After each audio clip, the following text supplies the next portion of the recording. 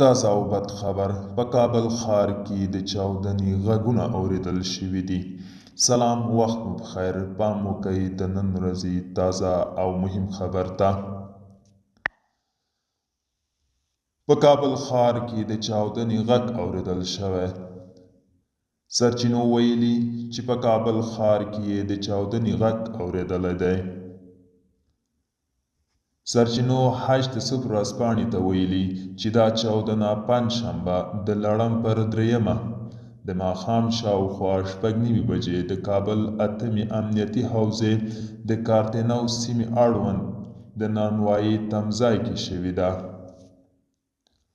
تر اوسه د دغې چاودنې د څرنګوالي په اړه معلومات نشته. دغه راز تر دې دمه چا یو کومې ډلې هم د دغې چاودنې مسؤلیت نه دی منلی. په کابل کې ځایي طالبانو هم په دې اړه څه نه دي ویلي. دوستانو، دا و د نن ورځې چمتو کلی خبر. تر بیا هم په الله سپارم. ښې چارې